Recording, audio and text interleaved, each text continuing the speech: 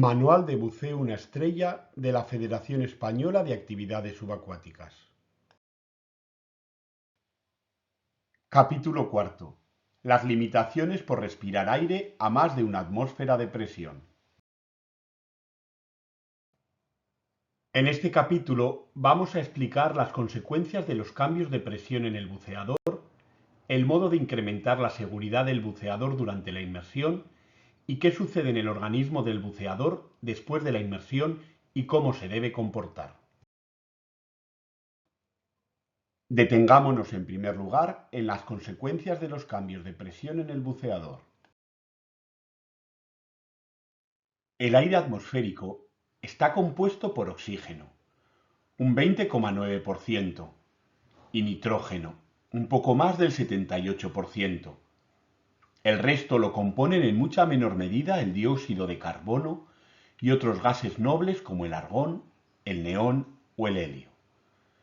Aunque para simplificar, decimos que el aire está compuesto de un 21% de oxígeno y un 79% de nitrógeno.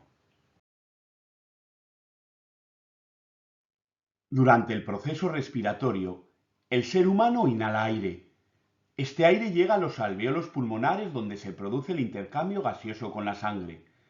De esta forma, el torrente sanguíneo suministra oxígeno a las células y a cambio elimina el dióxido de carbono producido por ellas. El proceso del intercambio gaseoso se realiza gracias a la diferencia entre las presiones parciales de los gases presentes en el aire inspirado y su tensión en la sangre. Al exhalar, el oxígeno se ha reducido a un 16% y en su lugar encontramos un 4% de dióxido de carbono.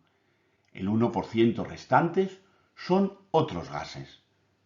El nitrógeno permanece en la misma proporción. Es un gas inerte, de modo que ni se metaboliza ni se combina con ningún sistema biológico. Sin embargo, está presente en el torrente sanguíneo y en las células. En la superficie, respiramos el aire a una atmósfera de presión, perteneciendo un 0,21 de presión de esa atmósfera al oxígeno y un 0,79 de presión de esa atmósfera al nitrógeno, ya que la presión total de una mezcla de gases es la suma de las presiones parciales de todos los componentes, tal y como estableció John Dalton. Este químico y matemático británico formuló en 1802 la ley de las presiones parciales, conocida como la ley de Dalton.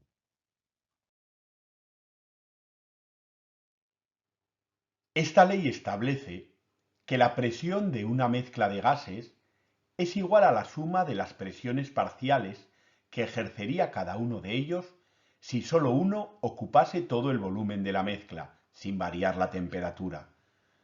La presión parcial de cada gas de una mezcla se obtiene multiplicando el porcentaje del gas en la mezcla por la presión a la que se encuentra la mezcla.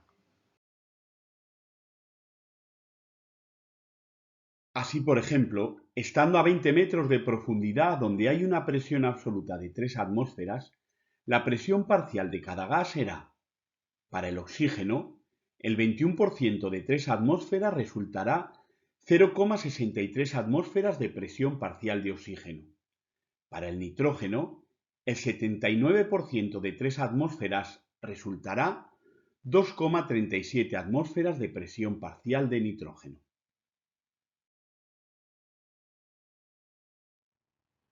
El intercambio gaseoso que se produce en los pulmones a una atmósfera de presión permite que la sangre transporte oxígeno a los tejidos.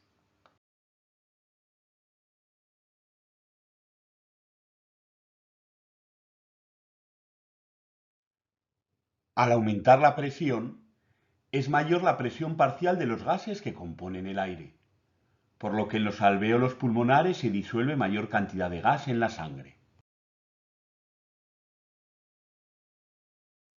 Y los gases pasan después a los tejidos.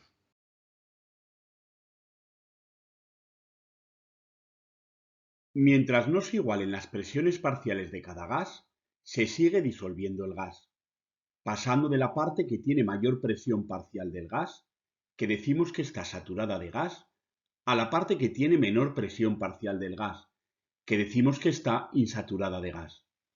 Esto ocurrirá hasta que se alcance el equilibrio. La absorción de un gas es directamente proporcional a la profundidad y al tiempo de inmersión. Es decir, a mayor profundidad y tiempo de inmersión a esa profundidad, mayor absorción de gas hay. No todos los tejidos absorben el gas o se desprenden de él a la misma velocidad. Según se va descendiendo, cada vez habrá más cantidad de gas disuelto en la sangre y por tanto en los tejidos del cuerpo humano. A partir de los 30 metros de profundidad respirando aire, la presión parcial del nitrógeno aumenta su nivel de absorción en los tejidos hasta tal punto que puede tener efectos narcóticos. Ese es el motivo de las limitaciones de profundidad que se establecen para los buceadores con poca experiencia, hasta que sepan reconocer los síntomas de este tipo de narcosis.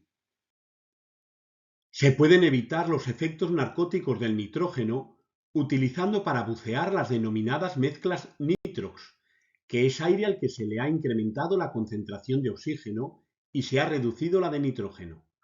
Al respirar esa mezcla, será menor la disolución de nitrógeno en la sangre y en los tejidos.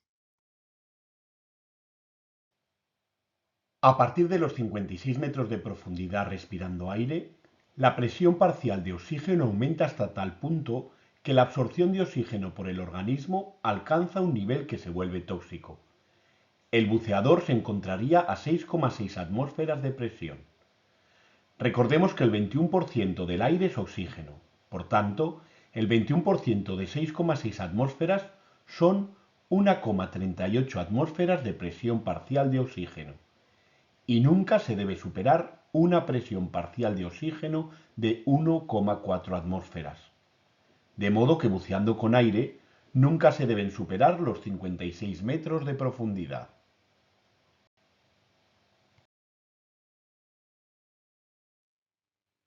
Recordemos que al descender había aumentado la cantidad de nitrógeno presente en los tejidos, y el oxígeno, aunque también se había ido disolviendo en el organismo, ha ido siendo consumido por las células, produciendo dióxido de carbono. Al ascender, disminuye la presión. El nitrógeno empieza a abandonar su fase líquida formando microburbujas, que deberán pasar al torrente sanguíneo primero y al aire en los alvéolos pulmonares después.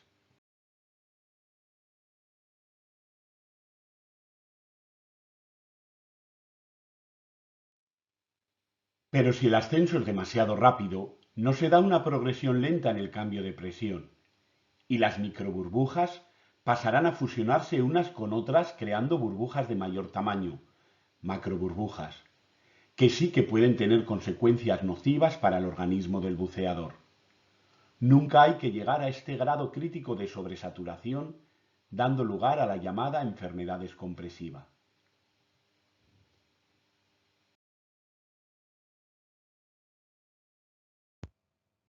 Pasemos a describir el modo de incrementar la seguridad del buceador durante la inmersión. Para evitar que se formen en el cuerpo macroburbujas adentrándonos en el grado crítico de sobresaturación y estar alejados de la enfermedad descompresiva, nunca se deben superar los 9 metros por minuto al ascender. Como referencia, no se debe ascender más deprisa que las burbujas que se desprenden al exhalar el aire. Si superamos la velocidad de ascenso entre dos cotas de profundidad sin haber llegado a la superficie, nos detenemos y esperamos el tiempo que deberíamos haber tardado en llegar a esa profundidad.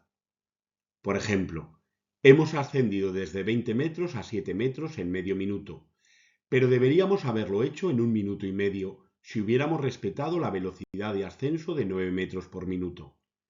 En este caso, deberemos esperar durante 1 minuto a 7 metros. En cambio, volver a descender sería realizar una segunda recompresión, opción que no es recomendable. Si superamos la velocidad de ascenso, pero hemos llegado a la superficie, no debemos volver a sumergirnos, sino permanecer en observación al menos durante 1 hora en un lugar donde puedan prestarnos los primeros auxilios con soporte vital básico y administración de oxígeno, y no volveremos a sumergirnos hasta pasadas por lo menos 12 horas.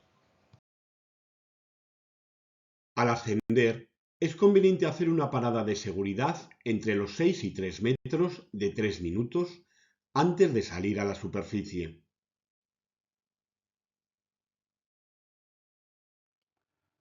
Por otra parte, no conviene que durante la inmersión se disuelva en los tejidos tal cantidad de nitrógeno que, a pesar de subir respetando la velocidad límite, se provoque una sobresaturación crítica. Esto se consigue controlando la profundidad a la que se está y el tiempo de inmersión. Es lo que se denomina bucear bajo la curva de seguridad. Si se sobrepasa esta curva de seguridad, decimos que el buceador ha entrado en descompresión, por lo que no puede subir directamente a la superficie, sino que tiene que ir parando unos minutos a determinadas profundidades. Esto es, deberá hacer paradas de descompresión según le indique un ordenador de buceo o las tablas de buceo. Entrar en descompresión es una situación de alto riesgo porque aumenta la probabilidad de alcanzar la sobresaturación crítica, aunque realicemos las paradas de descompresión, y hace máxima esa probabilidad si por algún motivo se interrumpen u omiten esas paradas. Por ello, al buceador una estrella no le está permitido entrar nunca en descompresión, ya que no tiene ni la formación ni la experiencia necesarias para afrontar esta situación. Conviene realizar un único descenso y un ascenso durante la inmersión para evitar un continuo cambio de presión que haga que el cuerpo esté absorbiendo y liberando nitrógeno continuamente, ya que esto favorece la formación de macroburbujas. Algunos factores dificultan la eliminación de nitrógeno del organismo. Los cambios de temperatura, particularmente el frío, provocan que el organismo reaccione y realice una termorregulación que altera el funcionamiento normal del sistema circulatorio. También hay que considerar que el esfuerzo físico excesivo provoca una mayor producción de dióxido de carbono y sofoco, que alteran el intercambio de gases en la respiración. Por otra parte, es conveniente tener un buen estado de salud, así como unas conductas saludables de vida, juntamente con un buen estado físico, que permitan un funcionamiento normal de los sistemas respiratorio y circulatorio. La edad y la obesidad también son factores que dificultan la eliminación de nitrógeno.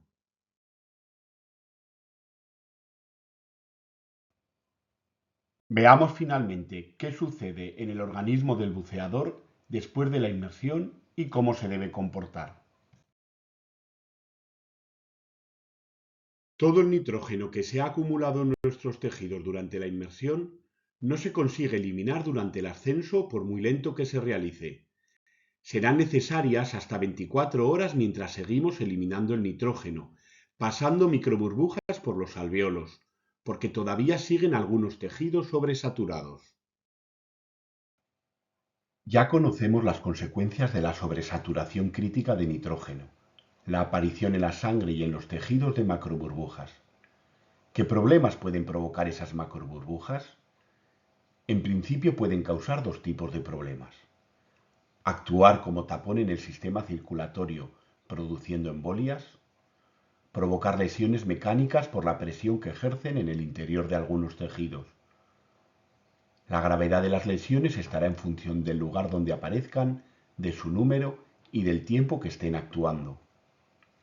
A pesar de que la probabilidad de que un buceador sufra una enfermedad descompresiva es muy baja, es conveniente saber reconocerla. Vamos a distinguir entre los signos que son manifestaciones de la enfermedad descompresiva que todos observamos y los síntomas, que son manifestaciones de la enfermedad descompresiva que solo puede identificar el paciente. Los signos de la enfermedad descompresiva son erupción y manchas en la piel, debilidad muscular, postración, cambios en la personalidad, pupilas asimétricas, trastornos del habla, tos o respiración entrecortada, colapso o pérdida del conocimiento. Los síntomas de la enfermedad descompresiva son picor, dolor de articulaciones y de miembros, fatiga inusual, hormigueos, entumecimiento o parálisis de las extremidades, dolor torácico, trastorno en la audición, incontinencia de la orina o incontinencia del recto, dolor de cabeza, mareo, náuseas.